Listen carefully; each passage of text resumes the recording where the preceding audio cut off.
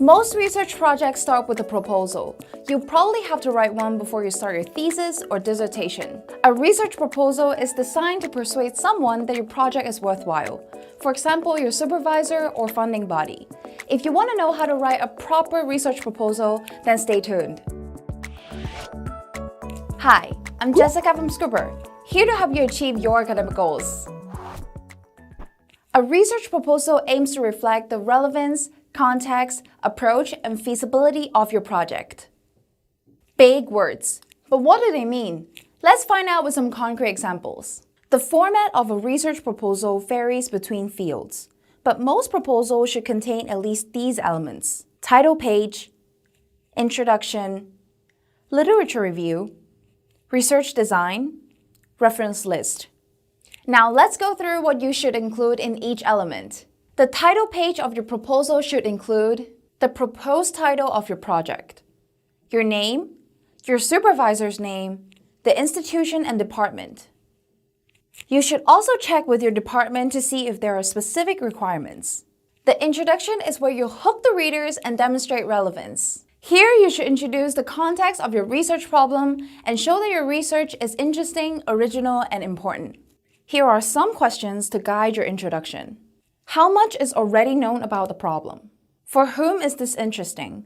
For example, policymakers or scientists. What are the key research questions that you aim to answer? A strong literature review convinces the reader that your project has a solid foundation in existing knowledge or theory. It also shows that you're familiar with the field.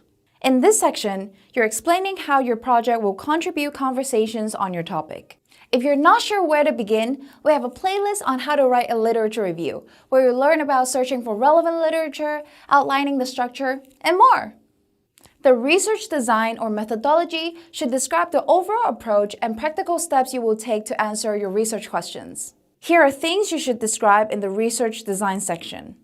Research type. So is it qualitative or quantitative? Primary or secondary? Sources. Who or what will you actually study? Research methods. What tools and procedures will you use? Practicalities. Any foreseeable obstacles in terms of timescale or resources required? Click here to dive deeper into this section. To finish the proposal on a strong note, you can explore potential implications of the research for theory or practice.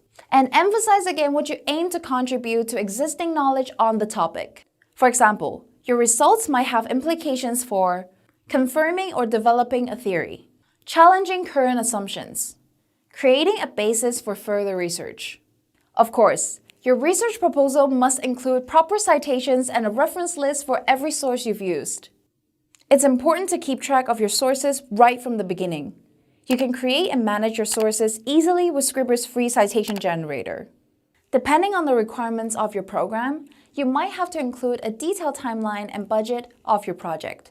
This aims to show that your research is feasible. Within the timeline, you explain what you will do at each stage, how long it will take, and how much it will cost.